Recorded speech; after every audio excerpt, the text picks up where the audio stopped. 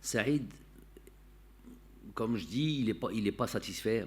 ما راش فرحان على هذا تاعو toutes les situations qu'il a eu de jouer où il n'est pas satisfait de ses performances. On n'est pas satisfait de ses performances. Ou tous les gens qui suivent, il y a des choses qui sont évidentes. Quand on voit par exemple, si on le compare à Youssef Bleli, c'est là où on le compare parce que c'est cette position dans laquelle il joue.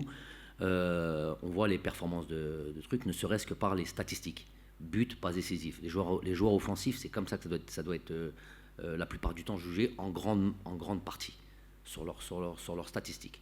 Donc lui, il n'en est pas là, il n'en est pas content, il n'en est pas satisfait. Il travaille pour changer les choses.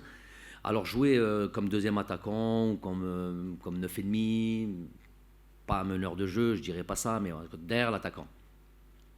C'est une option qu'il a dans son club. Il ne joue pas tout le temps comme ça. Il faut suivre les matchs en entier. Il ne joue pas tout le temps comme ça. Et si on lui pose la question, je ne suis pas sûr qu'il vous dit qu'il préfère ce poste à son poste sur le flanc gauche.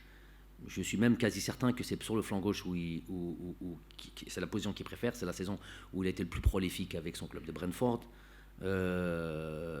Là, le coach le met des fois là. Dans le match, ils changent de position avec, je ne sais plus comment s'appelle le joueur, c'est un joueur sud-américain. Non, pas l'attaquant, le joueur sur le côté. Voilà. Donc c'est le joueur espagnol, donc il change beaucoup de position. Où il faut regarder les matchs en entier. Vous verrez des choses. Mais en tous les cas, on a un attiqafih parce qu'on sait qu'il a des qualités. Et il doit se lâcher, il doit montrer toutes ses qualités et rentrer dans les statistiques. Il le sait, hein, il est dans un championnat où c'est 100% statistique. Donc il sait qu'il doit être performant comme ça. En équipe nationale, pareil. Et puis voilà, faire en sorte d'être un élément indispensable, un élément très très important de l'équipe, comme l'est par exemple Youssef Bleli. C'est les statistiques qui parlent. Après, il faut savoir que il y a toujours eu ça. Il y a toujours eu des joueurs qui performent peut-être en club. Et encore, je vous dis, il faut voir les matchs dans son ensemble. Il ne faut pas une action comme ça. Il y a des joueurs qui performent en club. Il y a des joueurs qui performent en club et en équipe nationale. Et il y a des joueurs qui performent qu'en équipe nationale. Et il y a des joueurs qui performent en club et qui ne performent pas en équipe nationale. Et vice-versa. Moi, je suis entraîneur de l'équipe nationale. Cette magie-là, je ne l'explique pas, moi. Des fois, Youssef Bleli, il le sait très bien. Je ne vais pas dire, ce n'est pas un secret de polichinelle. Vous le voyez en club, je le vois en club comme je vois tous les joueurs, je suis tous leurs matchs.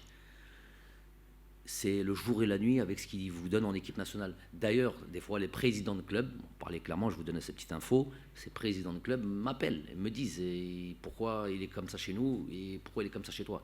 Je lui dis, moi je ne sais pas. C'est chacun sa manière de voir les choses, chacun a une manière de gérer les joueurs, peut-être de les mettre dans les meilleures dispositions, peut-être de l'environnement qui les entoure, du reste de l'équipe. Donc moi, ce qui m'intéresse, c'est l'équipe nationale.